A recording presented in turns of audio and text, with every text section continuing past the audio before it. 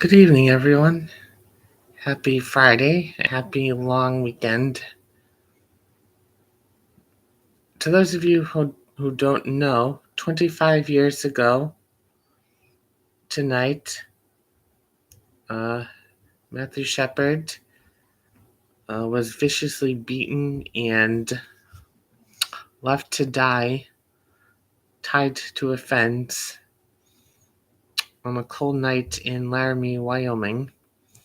Um, he was found the next day unconscious, and after lying in the hospital, sadly succumbed to his wounds on October 12th, just after midnight. I never knew Matt, and I'll never get to because of two two men who, for reasons I will never ever understand, decided that it was worth taking his life.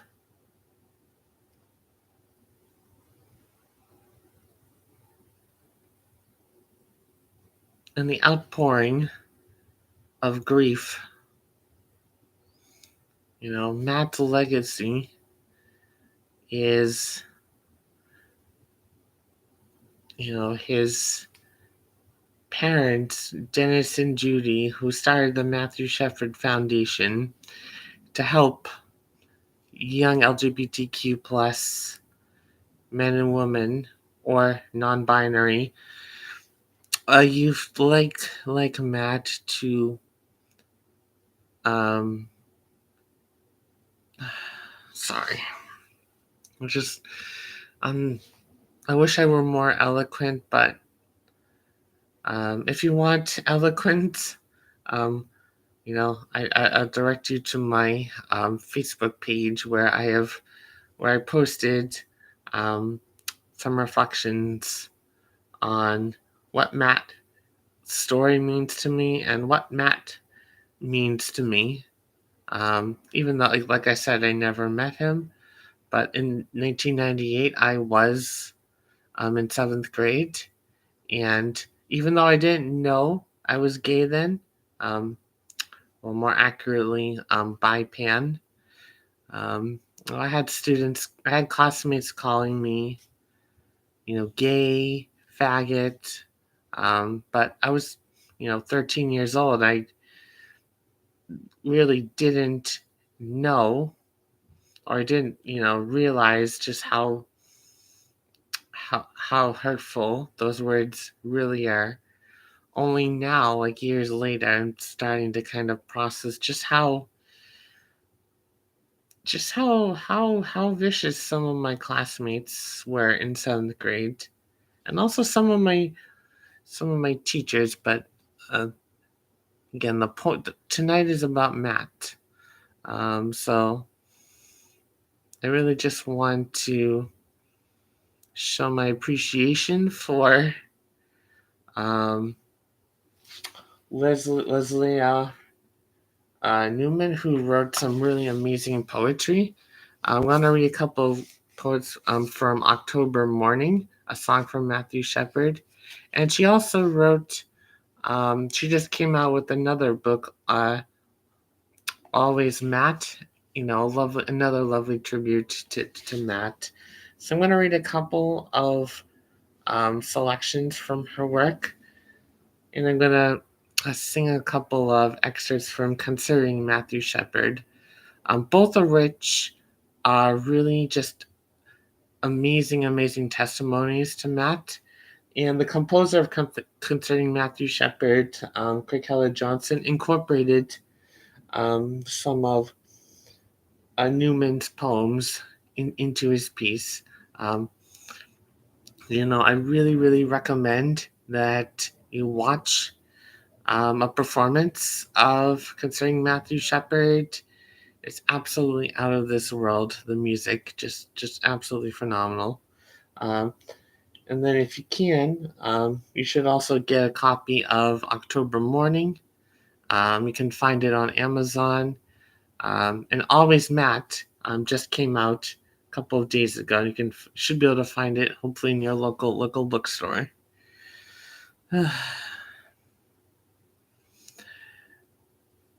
I just you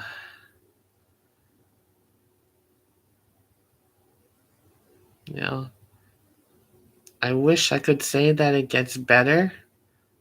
In some ways, we have made a lot of progress.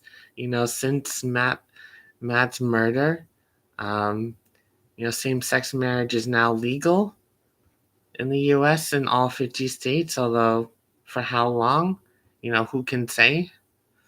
Um, but what really concerns me is all the hundreds and hundreds of anti-LGBTQ legislation that is being considered and has already been passed in several states, from the Don't Say Gay bill in Florida to um, numerous bans of any mention of LGBTQ plus identity inclusion um, in classrooms, banning the books in school, um, disqualifying trans students from participating in sports, not accommodating their the need for gender neutral washrooms, forcing um, outing trans students to their parents and classmates. Just some really horrible stuff going on right now. And we have to do more. We have to do better as a society. We need to, you know, donate to Matthew Shepard Foundation, the It Gets Better project. We need to read up on LGBTQ plus history. Um, you know, we just have to do so much more to show that we are not only allies but fierce advocates for everyone, right? To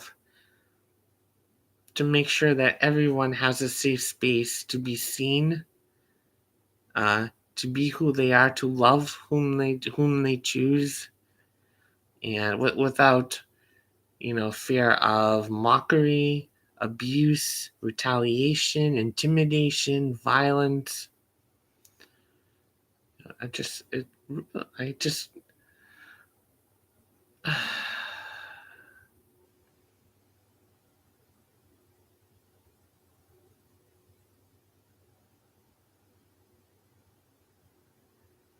man.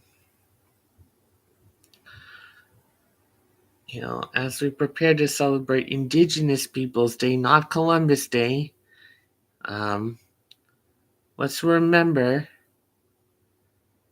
um, a kind, passionate, loving young man who only wanted to make friends, to discuss politics, to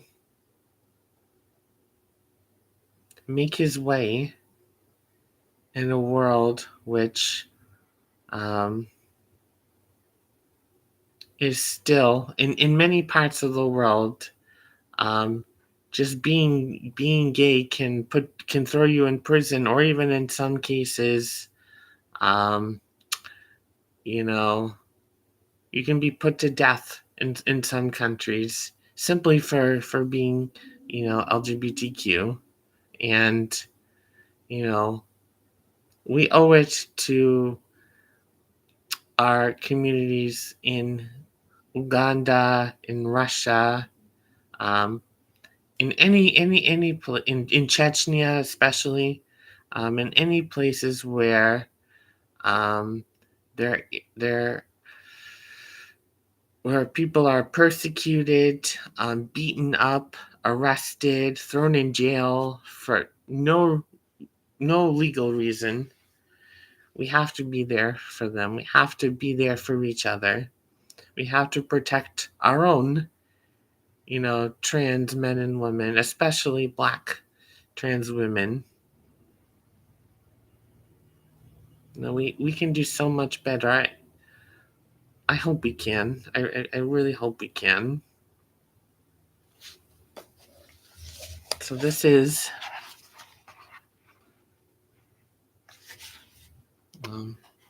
a couple of excerpts from October Morning by Leslie Newman.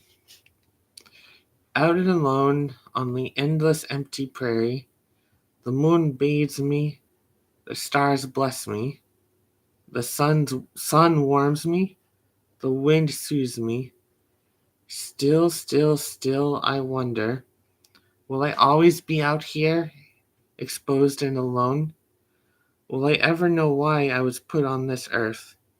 Will somebody someday stumble upon me? Will anybody remember me after I'm gone? There were about 6 billion people in the world that night.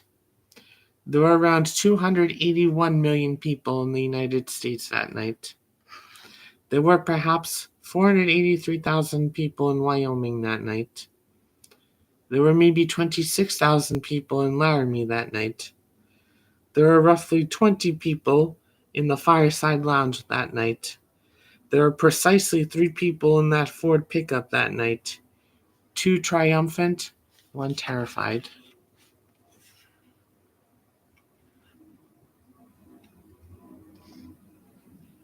They were aware he was alone. He was unaware they were together. They were aware he was frail. He was unaware they were hard. They were aware he was trusting. He was unaware they were scheming. They were aware he was gay. He was unaware they were lying. They were aware he was out for fun. He was unaware they were out for blood. It was Gay Awareness Week. He was caught unaware.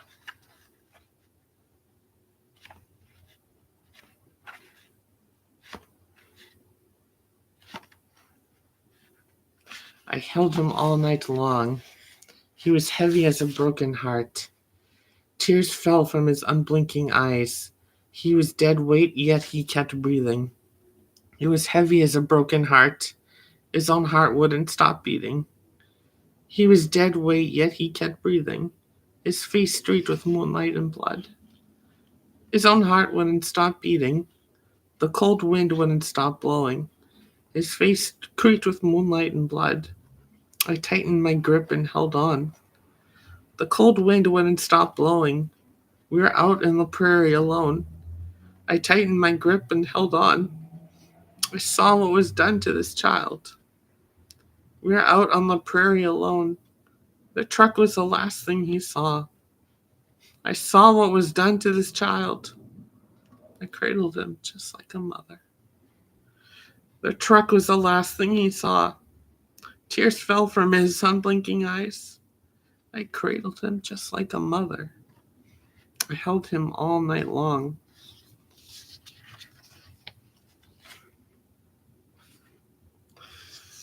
The wind. The north wind carried his father's laugh. The south wind carried his mother's song. The last wind carried his brother's cheer. The west wind carried his lover's moon. The winds of the world wove together a prayer to carry that hurt boy home. The doe. I heard screeching brakes, slamming doors, scuffling feet, desperate pleas, chilling laughter, cracking bones, jawed groans. Silence. I smelled fury, terror, sorrow, blood. I tasted fear, hesitation, and hunger deep inside my gut and crept softly toward a tuft of sagebrush. I saw a beaten up, broken down, bent over, bruised, battered, busted boy. I felt the 2 fawns in my belly curl into a ball as I snuggled beside him and struggled to keep him warm. Where is the soft boy who sits in the chair with me on his lap and his hands in my hair? Where's the sad boy who tickles my ears while telling me all of his dreams and his fears? Where is the sweet boy who loves me so much? His whole face lights up at the purr of my touch. Where is the boy? He's been out half the night. This just isn't like him. It doesn't seem right. Is he gazing at stars? Is he under the moon? Is he sick? Is he hurt? Is he coming home soon? Where is the boy? Will he ever be back? I'm cold and I'm lonely and I need a snack. Why has he left me alone for so long? Where is my boy? I'm afraid something's wrong.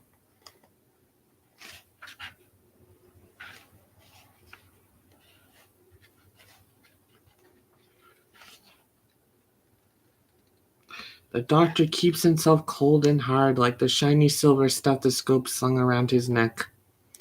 The doctor keeps his expression blank like the crisp, clean lab coat covering his back. The doctor keeps his emotions in line like the color-coded file folders stacked neatly on his desk. The doctor keeps his stiff upper lip like the unmoving mouths of his patients in the morgue. The doctor keeps bawling like a newborn every time he sees what's left of that boy.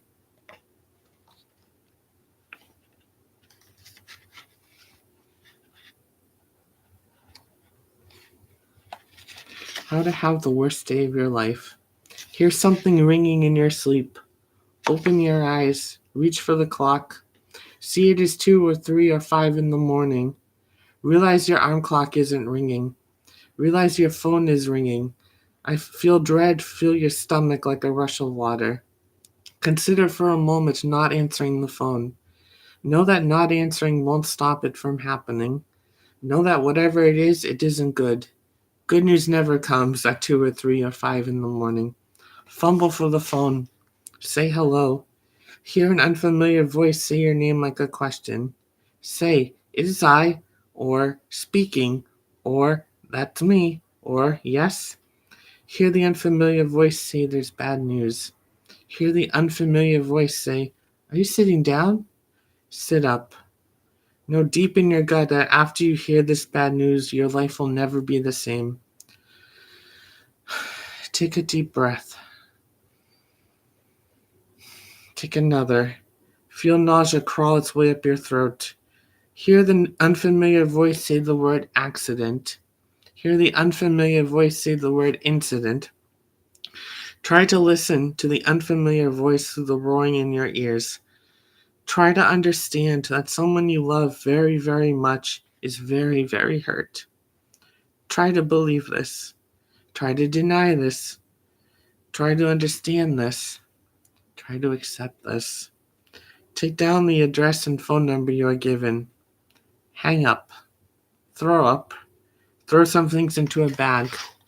Fly, drive, ride, run, walk, crawl to the hospital where your loved one lies bandaged, sedated, and hooked to machines. Cry. Sob. Wail. Pray. Speak softly into your loved one's undamaged ear. Say everything you need to say. Take hold of your loved one's soul and hand. Squeeze it gently. Let it go.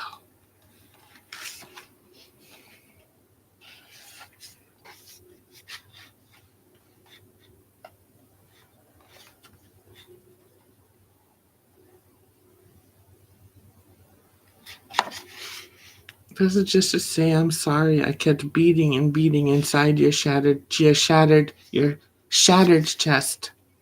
Forgive me for keeping you alive so long. I knew it would kill me to let you go.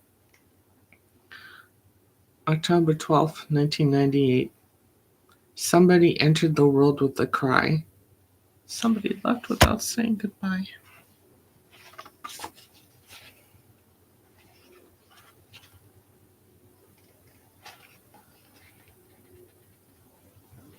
"13 Ways of Looking at Matthew."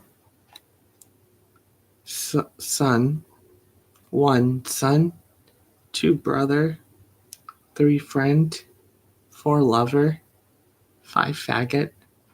6. Target. 7. Victim. 8. Casualty. 9. Tragedy. 10. Martyr. 11 hero, 12 legend, 13 star.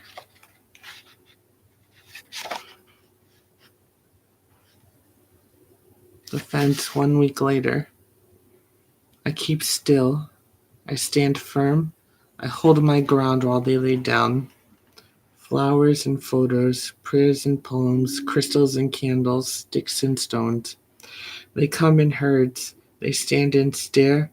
They sit and sigh. They crouch and cry. Some of them touch me in unexpected ways without asking permission and then move on. But I don't mind being a shrine. But I don't mind. Being a shrine is better than being the scene of the crime.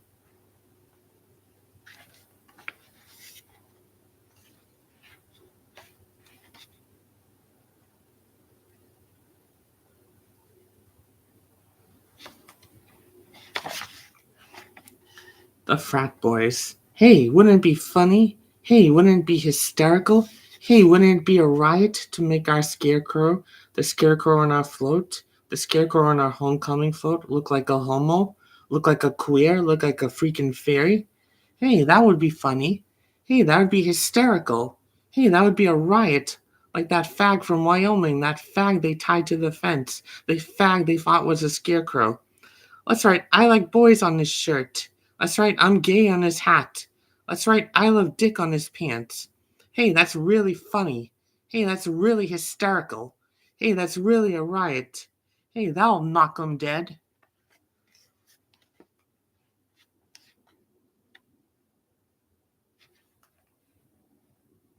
The bartender. If only I had known my face would be the last friendly face he'd ever see. If only I had known.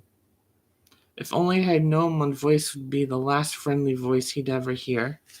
If only I had known. If only I had known my hand would be the last friendly hand he'd ever high five. If only I had known. If only I had known, I'd have said, "Dude, wait up. I'll take you home. I've got a truck." If only I had known. If only I had known.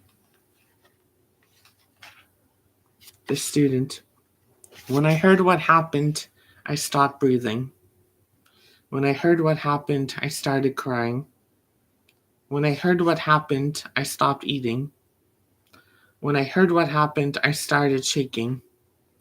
When I heard what happened, I stopped sleeping. When I heard what happened, I started retching.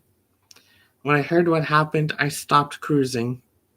When I heard what happened, I started praying. When I heard what happened, I told my family. When I heard what happened, I told my friends. When I heard what happened, I told the world. I'm gay, and it could have been me. I'm gay, and it could have been me.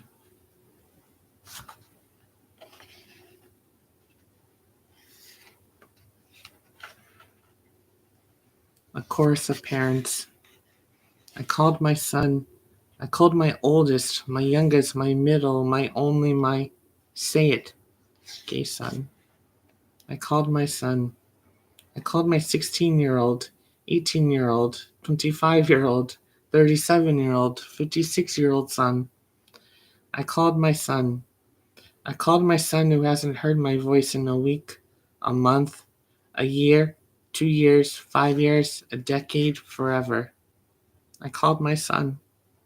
I called my son who came out when he was 14, 15, 19, 22, 32, 52, a week ago, a month ago, a year ago, 5 years ago, half a century ago. I called my son. I called my son who lives in New York, San Francisco, LA, Paris, Provincetown, Boston, Montreal, Tennessee. I called my son. I called my son who never stopped sending me Christmas, Hanukkah, New Year's, Mother's Day, Father's Day, Passover, birthday cards. I called my son. I called my son whom I chewed out, kicked out, threw up on, hung up on, turned my back on, sat Shiva for, lied about, denied, deserted, abandoned. I called my son. I called my son to say I'm sorry. Forgive me. I've changed. I was young. I was wrong. I love you. I need you. I miss you. Come home. I called my son. I called my son. He wasn't there.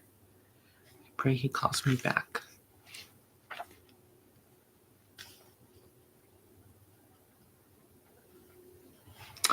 A protester. The only good fag is a fag that's dead. He asked for it. You got that right. The fires of hell burn hot and red. A boy who takes a boy to bed? Where I come from, that's not polite. The only good fag is a fag that's dead. A man and a woman, the good Lord said. As sure as Eve took that first bite, the fires of hell burn hot and red. I hear upon his knees he pled. Fairies don't know how to fight. The only good fag is a fag that's dead. Beneath a hunter's moon he bled. That must have been a pretty sight. The fires of hell burn hot and red. Come on, kids, it's time for bed. Say your prayers, kiss dad good night. The only good fag is a fag that's dead. The fires of hell burn hot and red. An angel. Angels need not fear to tread. Look evil squarely in the face. Lift your wings above your head. And block the folks who like to spread their hate and lies from place to place. Angels need not fear to tread. Love thy neighbor, as it said. Short of that, give them their space. Lift your wings above your head. Stitch by stitch and thread by thread, weave rings of gossamer and lace. Angels need not fear to tread. Dressed in white as if to wed, stand tall with dignity and grace. Lift your wings above your head. Say your prayers, God bless the dead. Being gay is no disgrace. Angels need not fear to tread. Lift your wings above your head.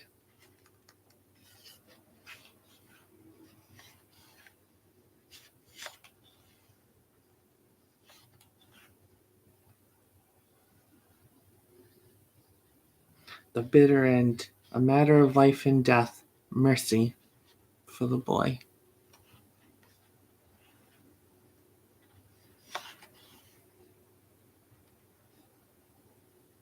Once upon a time.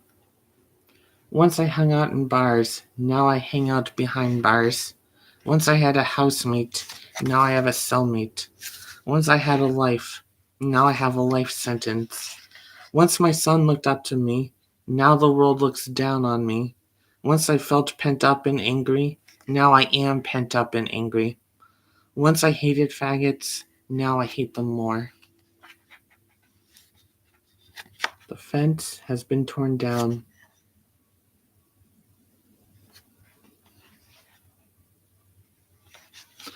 I walk to the fence with beauty before me. The Lord is my shepherd, I shall not want. I walk to the fence with beauty behind me. Yitgadel Yivitgadash. I walk to the fence with beauty above me. Almani Padme Hum. I walk to the fence with beauty before me. Blessed are the meek, for they shall inherit. I reach the fence surrounded by beauty. Wall of wind, cry of hawk. I leave the fence surrounded by beauty. Sigh of sagebrush, hush of stone.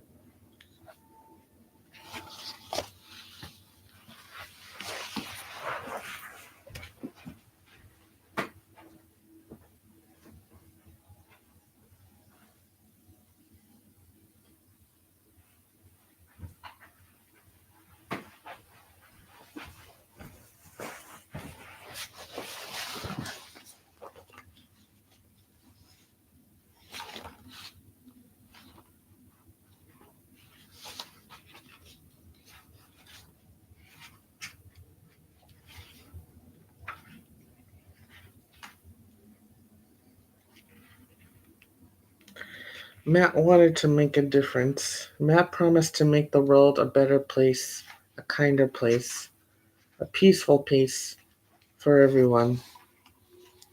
Matt wanted to make a difference. Now Matt's mom and dad make a difference. They travel all over the world to tell people Matt's story. They talk about Matt. who is smart and funny and friendly and kind. They talk about Matt, who played Abe Lincoln on History Day and loved mac and cheese, and Clayton the cat. They talk about Matt, hoping people will soften their hearts and accept everyone just as they are. Millions of people have heard Matt's story and are making a difference. They are writing letters, marching, protesting, voting, passing laws. They are doing their best to make the world a better place, a kinder place, a peaceful place for everyone. He was a grandson, a son, and a brother. To the world, he is Matthew Shepard. To his family, he will always be Matt. So, credit to Leslie Newman, author of Always Matt, tribute to Matthew Shepard. Highly recommend. October Morning, a song from Matthew Shepard.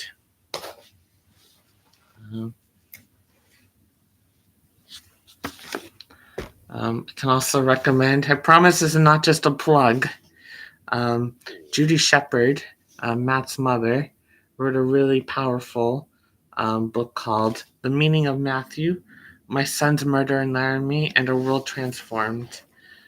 In it, she talks about, not only what happened, but of course Matt's life as a child, as a young man living in Saudi Arabia. He talked about studying abroad in Europe. He talked about a very painful episode that happened to Matt when he was in Morocco. For more information, I'll leave that for you to find. I wanted to find the Dennis Shepard's statement to the court, in which he shows mercy to Aaron McKinney. It's a very, very powerful speech. I'm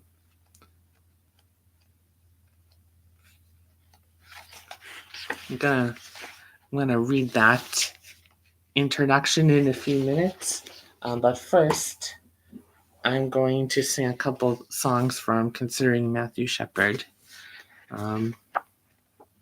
We Are All Sons, and there's a tenor solo in it as well.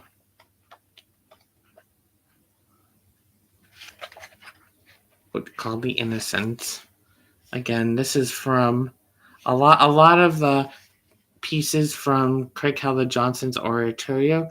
The text was a lot of the text was taken from letters, notes that Matt left behind, but also from Leslie Newman's October Morning poetry. So I'm just going to sing a couple of pieces, and then I'm going to finish by reading Dennis Shepard's really, really powerful statement.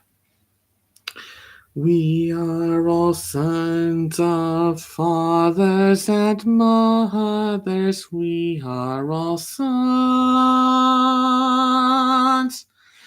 We are all rivers of roar of waters. We are all sons. Sometimes no home for us here on the earth, no place to lay our heads. We are all sons of fathers and mothers. We are all sons. If you could know for one moment how it is to live in our bodies within the world. If you could know, you ask too much of us. You ask too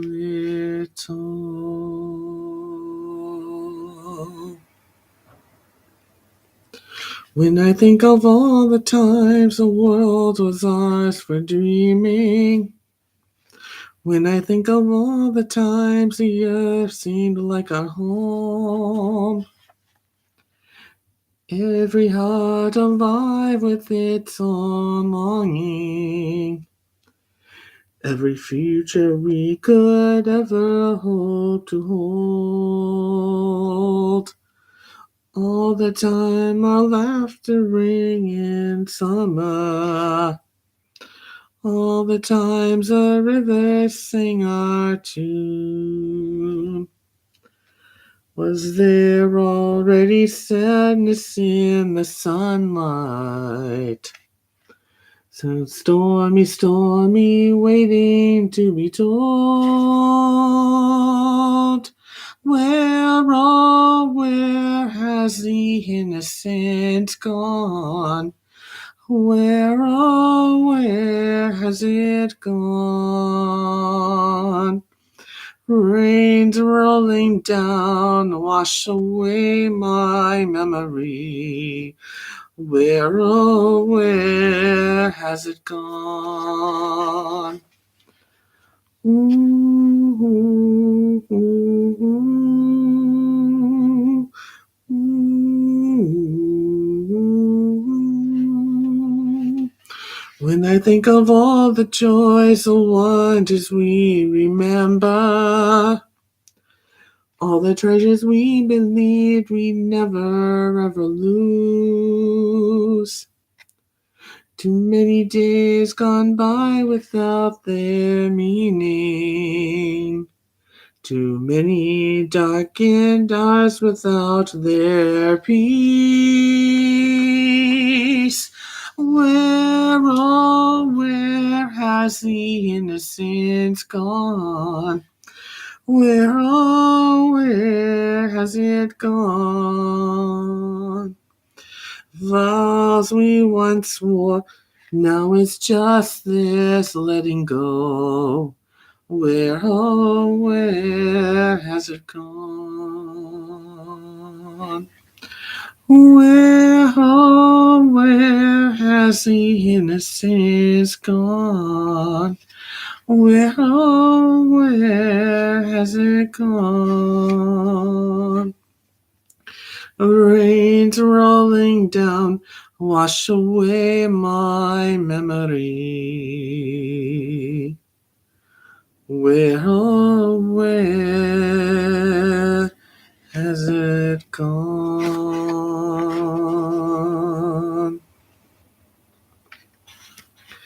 You-do-loo, you-do-loo.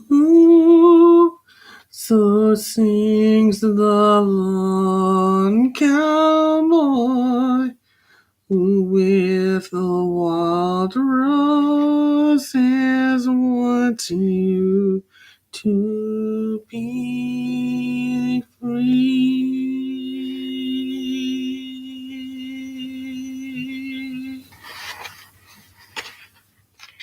I'm going to reprise that in just a couple of minutes.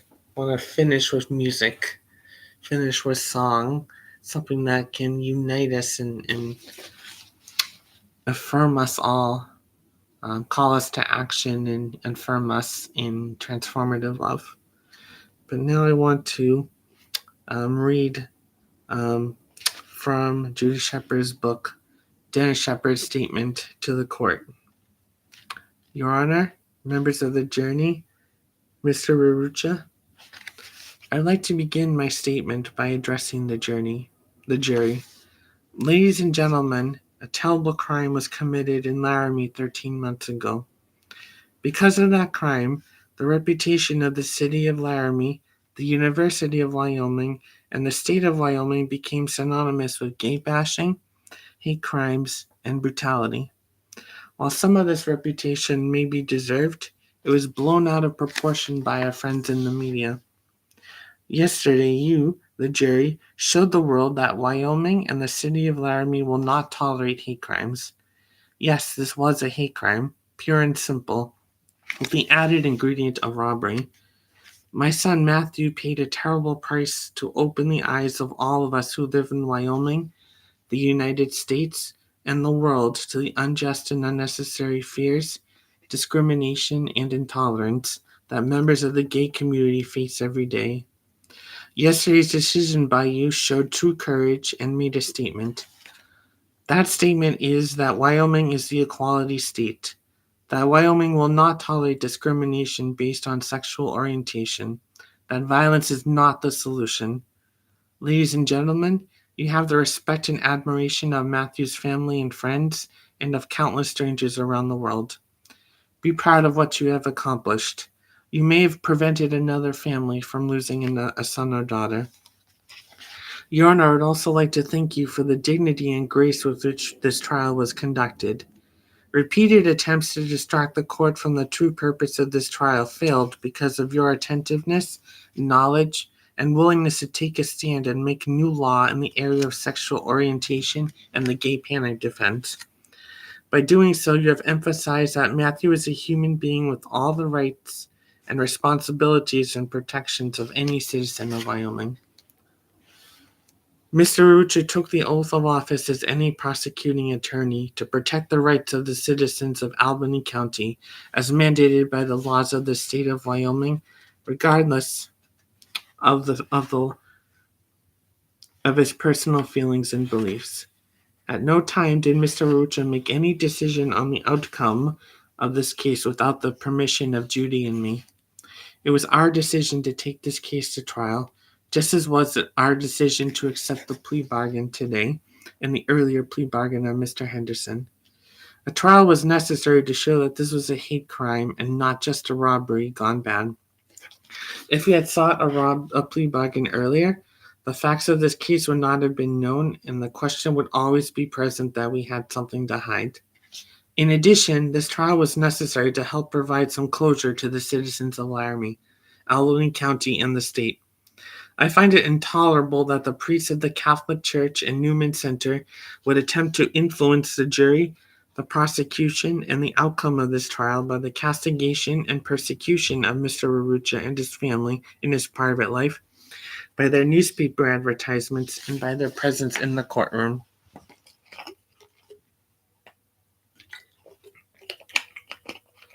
I find it difficult to believe that they speak for all Catholics. If the leaders of the churches want to comment as private citizens, that is one thing. If they say that they represent the beliefs of the church, that is another. This country was founded on separation of church and state. The Catholic Church has stepped over the line and has become a political group with its own agenda. If that be the case, treat them as a political group and eliminate their privileges as a religious organization. My son Matthew did not look like a winner. After all, he was small for his age, weighing at the most 100 pounds and standing only 5 feet 2 inches tall. He was rather uncoordinated and wore braces from the age of 13 until the day he died. However, in his all too brief life, he proved that he was a winner. My son, a gentle, caring soul, proved that he was tough as, if not tougher than, anyone I've ever heard of or known. On October 6, 1998, my son tried to show the world that he could win again. On October 12, 1998, my firstborn and my hero lost. On October 12th, my firstborn son and my hero died 50 days before his 22nd birthday. He died quietly, surrounded by family and friends, with his mother and brother holding his hand. All that I have now are the memories. It's hard to put into words how much Matt means to family and friends and how much they meant to him. Everyone wanted him to succeed because he tried so hard. The spark that he provided to people had to be experienced. He simply made everyone feel better about themselves. Family and his friends were his foes. He knew that he always had their support for anything that he wanted to try. Matt's gift was people. He loved being with people, helping people, and making others feel good. The hope of a better world free of harassment and discrimination because a person was different kept him motivated. All his life he felt the stabs of discrimination. Because of that, he was sensitive to other people's feelings. He was naive to the extent that, regardless of the wrongs people did to him, he still had faith that they would change and become nice. Matt trusted people, perhaps too much. Whenever violence was not a part of his life until his senior year in high school, he would walk into a fight and break it up. He was the perfect negotiator. He could get two people talking to each other again as no one else could. Matt loved people and he trusted them. He could never understand how one person could hurt another, physically or verbally. They would hurt him and he would give them another chance.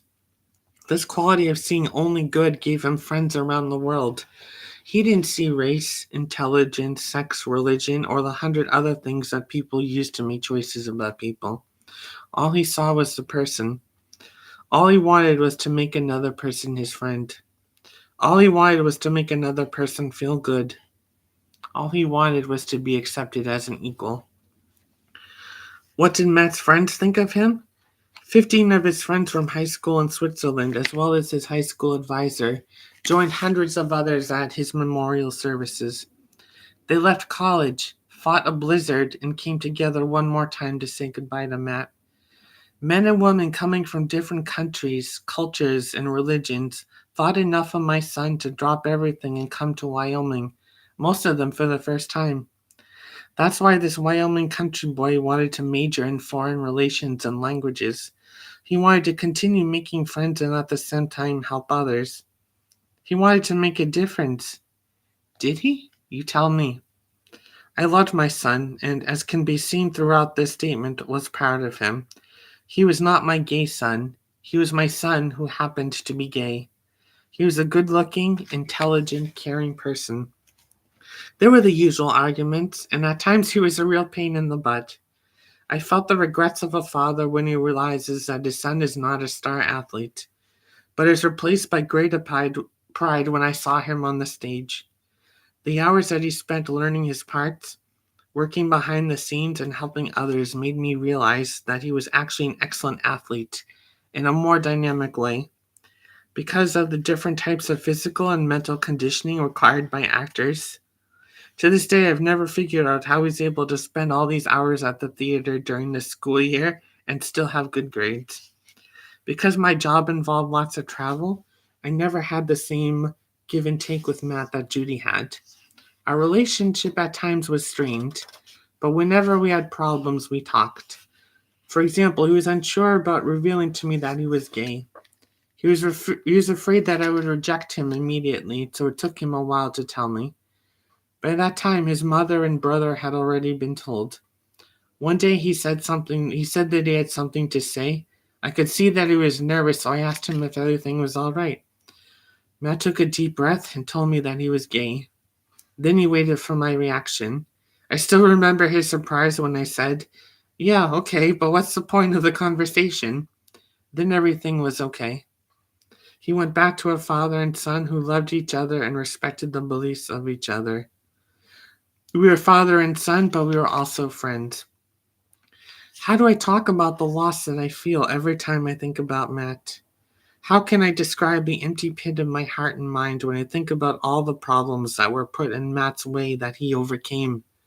No one can understand the sense of pride and accomplishment that I felt every time he reached the mountaintop of another obstacle. No one, including myself, will ever know the frustration and agony that others put him through because he was different. How many people could be given the problems that Matt was presented with and still succeed as he did? How many would continue to smile, at least on the outside, while crying on the inside to keep other people from feeling bad? I feel very fortunate that I was able to spend some private time with Matt last summer during my vacation from Saudi Arabia. We sat and talked. I told Matt that he was my hero and that he was the toughest man that I'd ever known. When I said that, I bowed down to him out of respect for his ability to continue to smile and keep a positive attitude during all the trials and tribulations that he had gone through. He just laughed. I also told him how proud he was because of what he had accomplished and what he was trying to accomplish. The last thing I said to Matt was that I loved him, and he said he loved me. That was the last private conversation I ever had with him. Impact on my life? My life will never be the same. I miss Matt terribly. I think about him all the time, at odd moments when some little thing reminds me of him. When I walk by the refrigerator and see the pictures of him and his brother that we've always kept on the door. At special times of the year, like the first day of classes at UW, or opening another day of sage chicken hunting. I keep wondering almost the same thing that I did when I first saw him in the hospital. What would he have become? How would we have changed this piece of the world to make it better? Impact on my life? I feel a tremendous sense of guilt. Why wasn't I there when he needed me most? Why didn't I spend more time with him? Why didn't I try to find another type of profession so that he could have been available to spend more time with him as he grew up? What could I have done to be a better father and friend? How do I get an answer to these questions now? The only one who can answer them is Matt. These questions will be with me for the rest of my life. What makes it worse for me is knowing that his mother and brother will have similar unanswered questions. Impact on my life? In addition to losing my son, I lost my father on November 4th, 1998. The stress of the entire affair was too much for him. Dad watched Matt grow up. He taught him how to hunt, fish, camp, ride horses, and love the state of Wyoming. Matt, Logan, Dad, and I would spend 2 to 3 weeks camping in the mountains at different times of the year to hunt, to fish, and to goof off. Matt learned to cook over an open fire, tell fishing stories about the one that got away, and to drive a truck for my father. 3 weeks before Matt went to the fireside bar for the last time, my parents saw Matt in Laramie. In addition, my father tried calling Matt the night that he was beaten but received no answer. He never got over the guilt of not trying earlier. The additional strain of the hospital vigil, being at the hospital room with Matt when he died, the funeral services with all the media attention and the protesters, and helping Judy and me clean out Matt's apartment in Laramie a few days later was too much. 3 days after Matt's death, Dad died. Dad told me after the funeral that he never expected to outlive Matt. The stress and the grief were just too much for him. Impact on my life? How can my life ever be the same again? When Matt was little, I used to take showers with him, just to teach him not to be scared of the water. Later, Matt helped me do the same thing with Logan. Anyway, Matt and I would be in the shower, spitting mouthfuls of water at each other, or at his mother if he could convince her to come into the bathroom. Then he would laugh and laugh. We would sing in the showers. I taught him the songs Row, Row, Row Your Boat, both Brother John and its French version, Frere Jacques, and Twinkle, Twinkle, Little Star. Matt would sing loud and clear. Now that voice is silent. The boat has sunk. Jacques is no longer fair, and the little star no longer twinkles. Matt officially died at 12:53 a.m. on Monday, October 12, 1998, in a hospital in Fort Collins, Colorado. He actually died on the outskirts of Laramie, tied to a fence that Wednesday before when you beat him. You, Mr. McKinney, with your friend Mr. Henderson, killed my son. By the end of the beating, his body was just trying to survive. You left him out here by himself, but he wasn't alone. There were his lifelong friends with him, friends that he had grown up with. You're probably wondering who those friends were. First, he had the beautiful night sky with the same stars and moon that we used to look at through the telescope. Then he had the daylight and the sun to shine on him one more time. One more cool, wonderful autumn day in Wyoming. His last day alive in Wyoming. His last day alive in the state that he always proudly called home.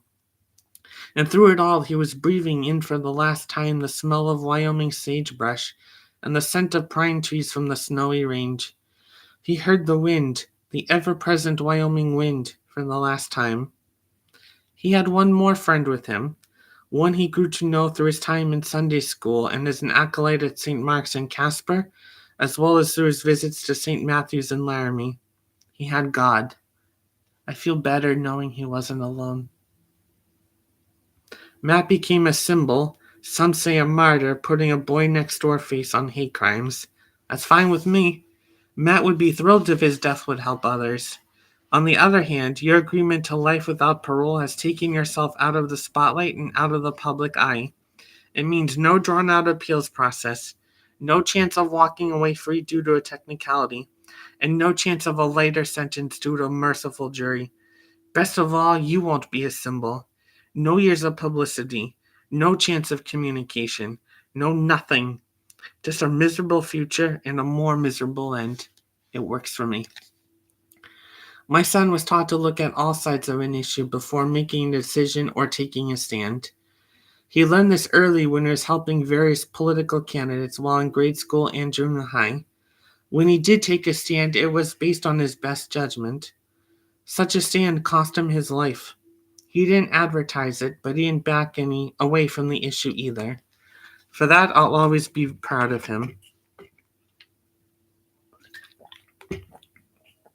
He showed me that I was a lot more courageous than most people, including myself.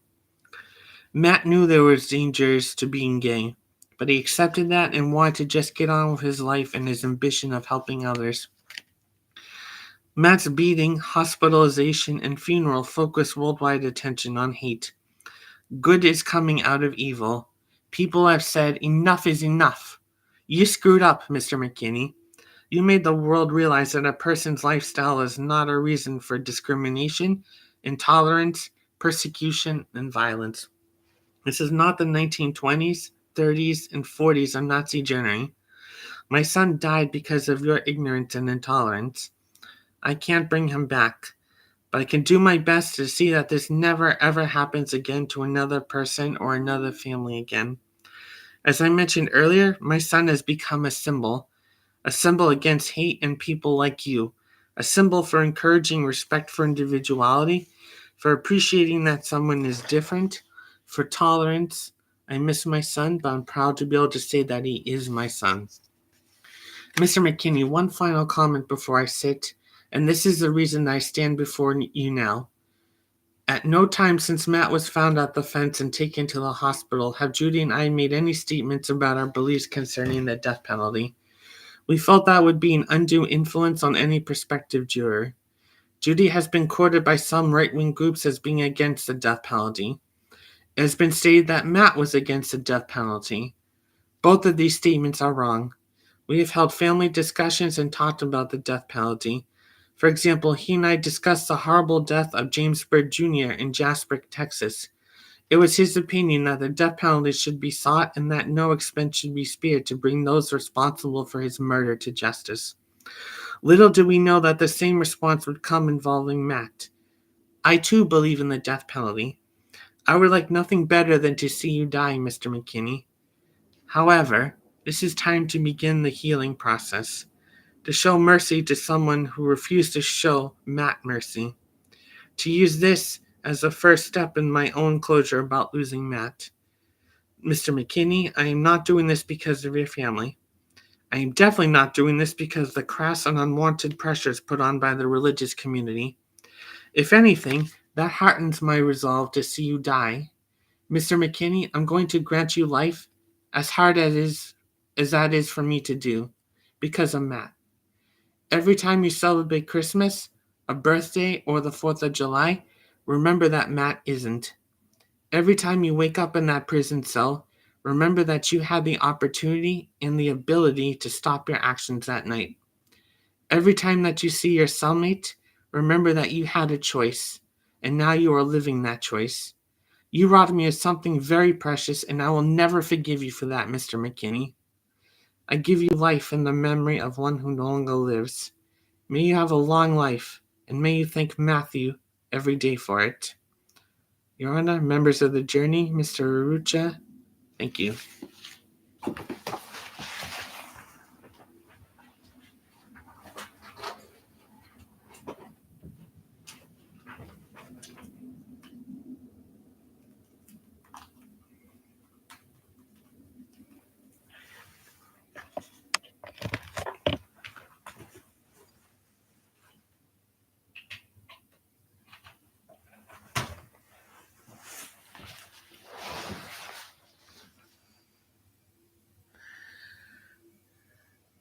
thanks to Judy Shepard and Dennis Shepard for those powerful words.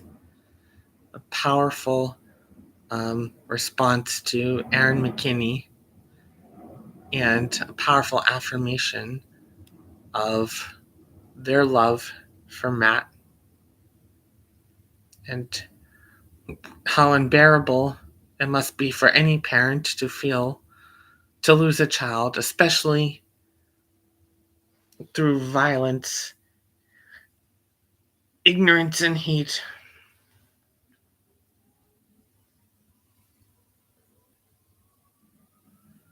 I hope that,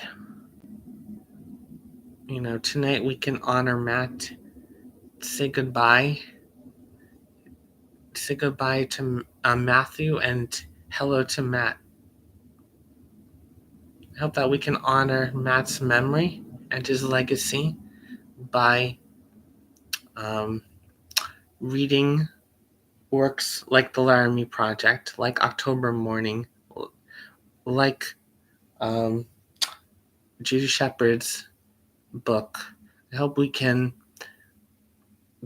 watch the Laramie Project. I hope we can watch Concerning Matthew Shepard. I hope we can watch all of these legacy works, shed some tears, but then, take action, right? Vote, for LGBTQ plus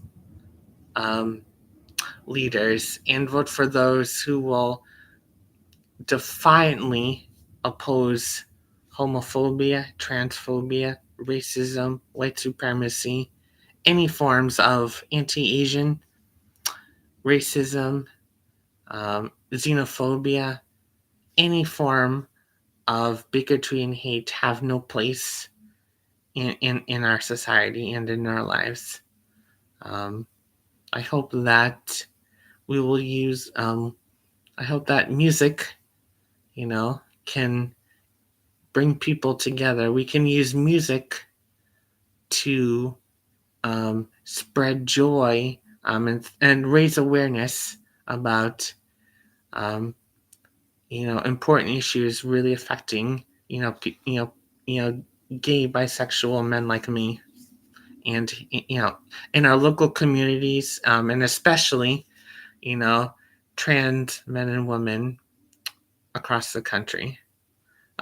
Tonight I'm wearing my Boston Gay Men's Chorus polo, as a symbol, of my solidarity, both as an out and proud member of the chorus, but as a ally for my people, for my community. If there's anything I can do, even if it's just to listen, to educate myself more, please don't be afraid to reach out. I also, if anyone, wants, thinks that, music is something that can kind of help them, I've got many videos on my YouTube channel. If you like, I'm not the best singer, but I do my best.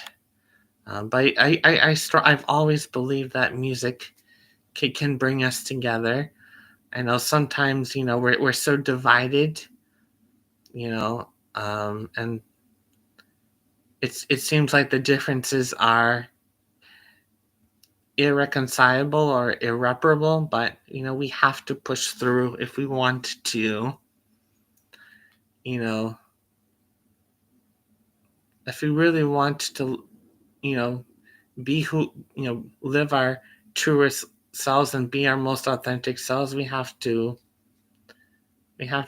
push forward, and we need your help. We need to push and love each other, and that starts with active, empathetic listening, being willing, to have the humility and being willing to admit when maybe your experience, your opinion might be wrong or incomplete. But we have to, watch our language, right? start with simple things, but we also need to think big picture as well. How can we help those in our own communities, but also those who are really dealing with the catastrophic effects of all of these don't say gay bills and other anti-LGBTQ legislations and book bannings, and not to mention violence, right? The violence of parents disowning their children, the violence of bullying and cyberbullying, which leads to increased isolation and even suicidal thoughts. Homelessness in the LGBTQ community. None of these things are ever okay, and we have to do something about all of it. And I hope that, tonight, after we've, celebrated Matt's life and reflected, I certainly have a lot more reflection to do. Um, I know, kind of just rambling right now, but, it's kind of a hard week, trying to honor Matt. My own grandmother um, passed away around this time when I was a freshman at Holy Cross. So, her memories, remembering Lorelei, who, took her own life. Suicide is not something, that we should be judging as a society.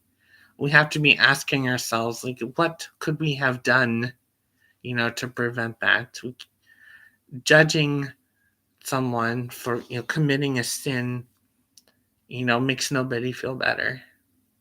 And this, this, judgment is very, very problematic. So tonight, I just want to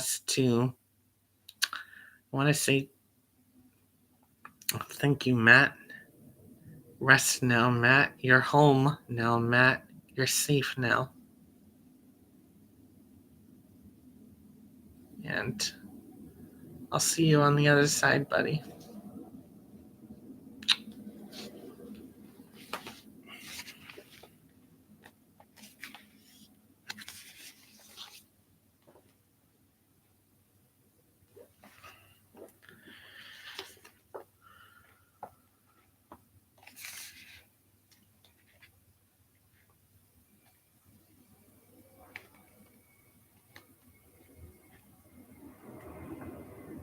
We are all sons of fathers and mothers. We are all sons. We are all rivers that roar of waters. We are all sons. Sometimes we will hold for us here on the earth no place to lay our heads. We are all sons of fathers and mothers. We are all sons. If you could know for a moment, know how it is to live in our bodies within the world. If you could know. You ask too much of us, you ask too little.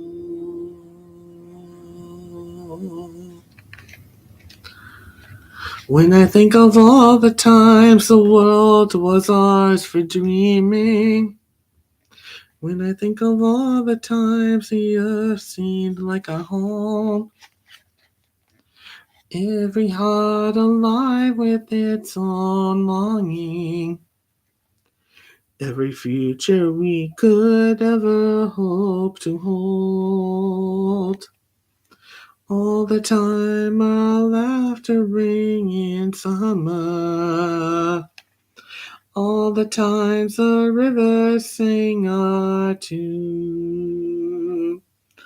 Was there already sadness in the sunlight? Some stormy waiting to be told.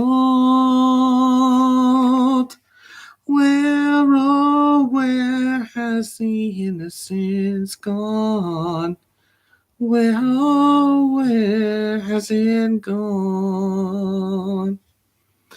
Rains rolling down washed away my memory. Where, oh, where has it gone? Ooh, ooh, ooh, ooh, ooh, ooh.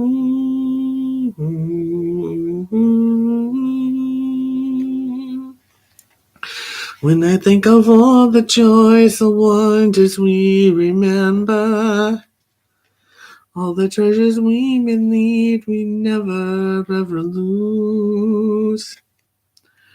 Too many days gone by without their meaning.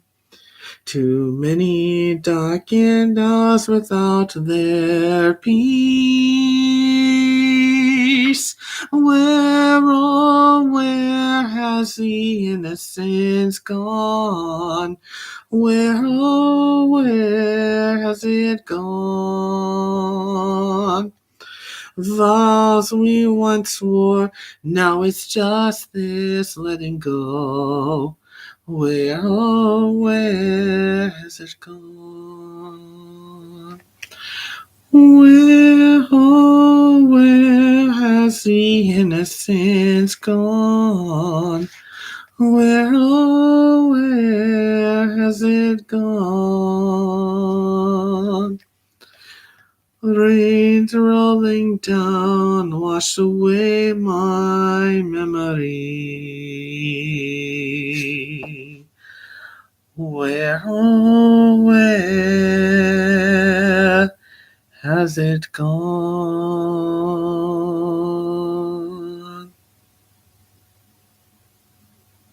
Thank you, Matt. I love you, and I'll see you on the other side, buddy.